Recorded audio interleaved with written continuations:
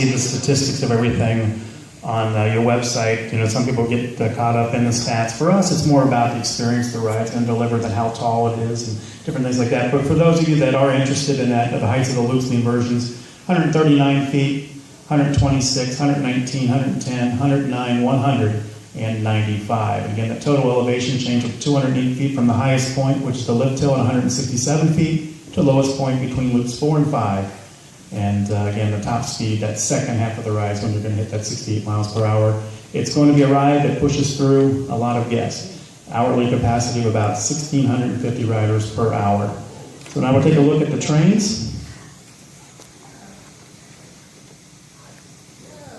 This is the first time that these type of trains have been placed on an inverted roller coaster by B&M. One of the things that you're going to notice is that there's not as much obstruction with the view. So no matter where you're sitting, you're going to have a better view of all the thrills the ride has to offer. We're going to have 3 trains. We're going to have a blue one, a green one, and a purple one. It's going to have 32 passengers per train. The restraint lap bar and vest. It's the first time, again, a B&M coaster has had this type of restraint system. And again, it's going to be better, less unobstructed view of the ride. And we think it's going to be a real comfortable ride experience. I know that some had mentioned about Gatekeeper having these type of restraints, and I was a little uncomfortable at first. That's not going to be a problem on this. We've worked through that. So moving on, a lot of people are asking, how can I be one of the first to ride Banshee? We're going to have an event on the night of April 17th. It's a Thursday night. Scream for a Kid Again. Back in 2009, when Diamondback opened, we did a fundraiser for a charitable organization in Greater Cincinnati area called A Kid Again. And this organization, they're a nonprofit group which strives to enrich the life of children with life-threatening illnesses and their families. They provide outings and events for them. And we've had a 17-year relationship with them. And for Diamondback, we raised $107,000, which at the time still is a record for the most money raised for a first ride event. At that time, it was one ride for everybody. You got to be on one of the first trains, train 1 through 6. What we're doing this year, a little bit different, kind of, who's here is participating in Coasting for Kids? All right, that's great to see, and that's a fantastic event that all the Cedar Fair parks do, typically in June, the first or second Sunday in June. And we're going to take that format, and on April 17th, it's going to be from 9 p.m. until 11 p.m. You're going to have a chance to be the first night riders on the ride. You can go online to our website. It's visitkingsilland.com/screamforakidagain. You know, all the information on how you can participate. You need to raise a minimum of at least $100 to be able to participate. We want to raise as much money as we can. There are going to be a limited number of spots. You know, we're asked about that a couple times today. If we just raised $100, are we in? We'd like everyone to raise, again, as much as you can. If you have 1,000 people and each raised $100, you know, that's pretty good, but we want to try to get as much as we can. But again, there are going to be limited spots with that. We'll have a little more information exactly how many spots once we get into the first of the year with that. But you can do that now. We're already over $2,000, and we just started the fundraising last week, so almost being a half a year out, that's already a pretty good start.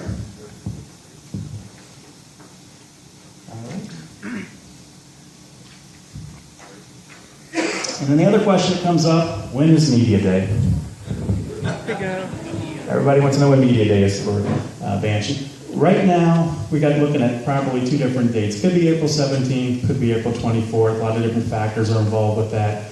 We're not looking for the date we can get the most media coverage. We're looking for the date we're going to get the best media coverage. But pencil those 2 dates in right now. Probably mid to late January, we'll have a definite confirmed date for you. So you want to have 2 dates in mind. The fundraiser, April 17th for sure, and then possibly April 17th and April 24th for Media Day. How can you come to Media Day? If you're a member of ACE, you can attend the Media Day event, no problem whatsoever. There'll be a select number of other coaster clubs that will be able to participate.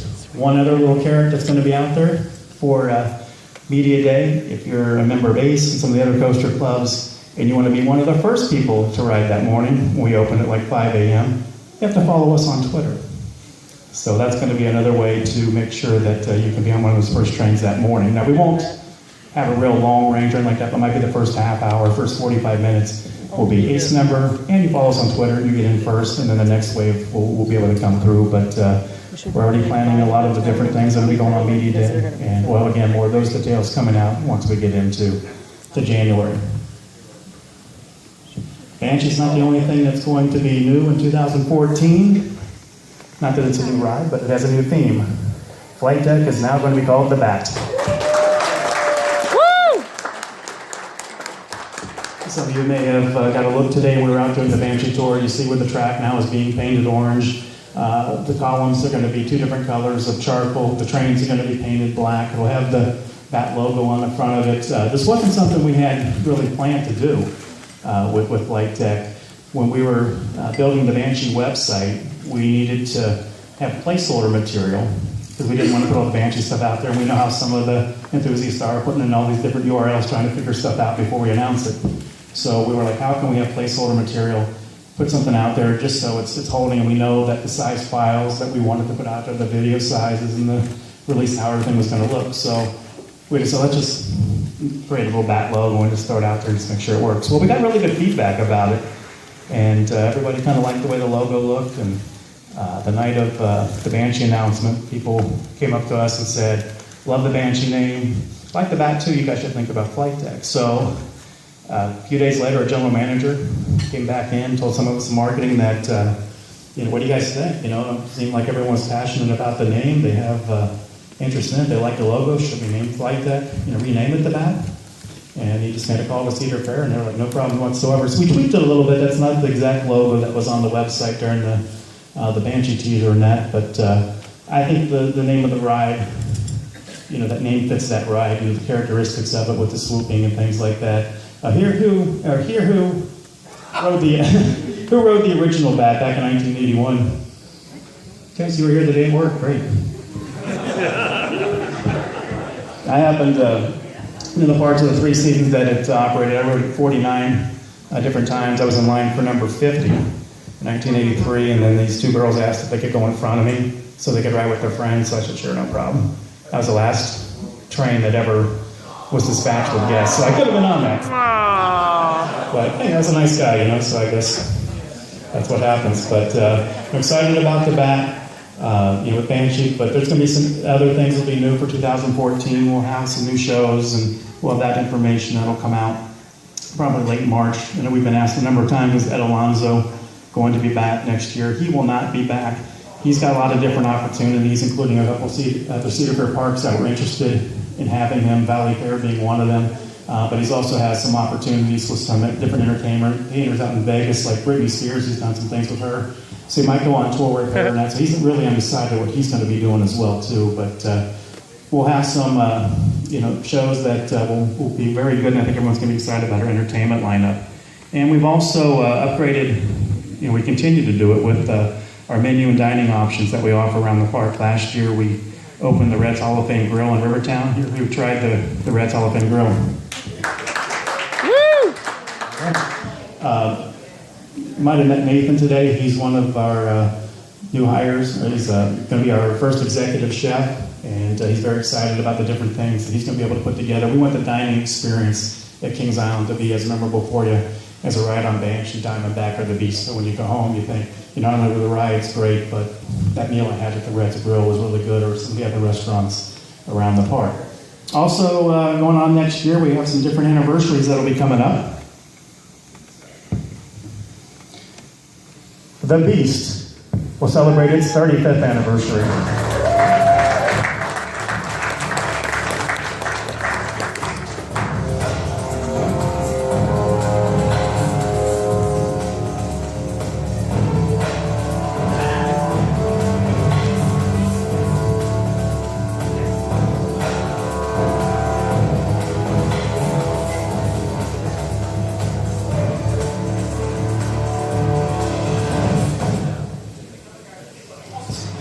While the attention's going to be on Banshee, we don't want anyone to forget about the Beast. Still the world's longest wood roller coaster at 7,359 feet.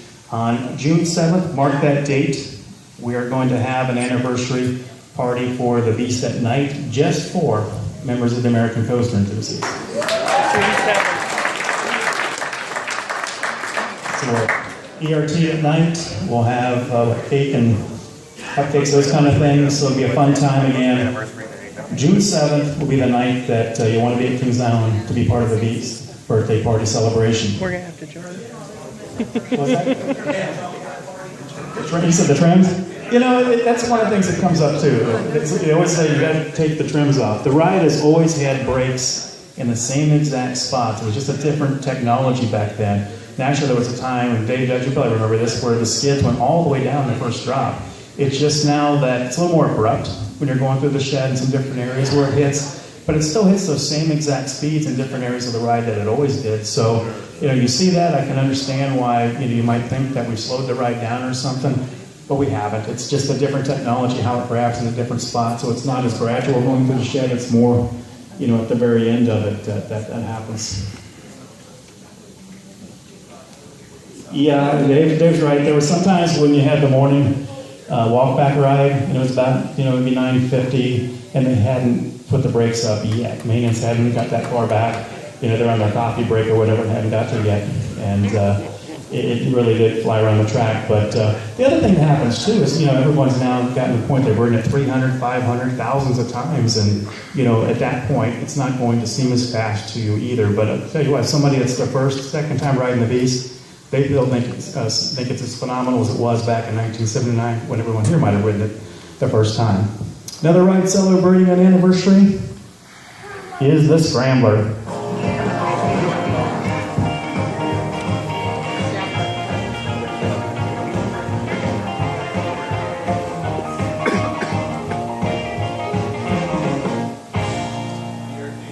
The Scrambler will be celebrating its 45th anniversary season. It opened in 1969 at Coney Island, and you know, you got these you know, $24 million rides like Banshee, and you've got Diamondback, and you've got the Beast. But when you visit an amusement or theme park, don't forget about the rides like the Scrambler. Make sure you ride it, because they're still kind of the, you know, the blood, you know, the part, the heart of the parks. You know, those kind of rides, the old carnival rides. So make sure that you ride the Scrambler, you ride the Carousel, you ride the Dodge, and all those rides. Another ride, 15th anniversary, would be Drop Tower.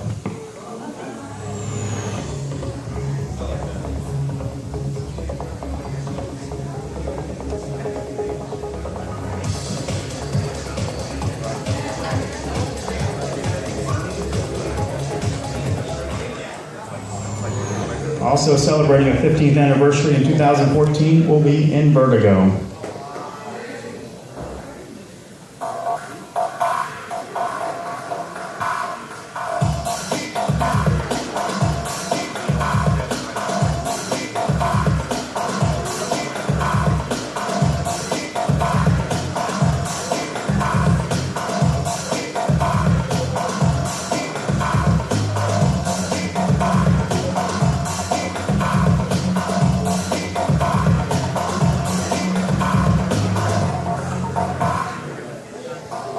And the final ride that will be celebrating its 5th anniversary season next year, hard to believe it's already been 5, is Diamondback.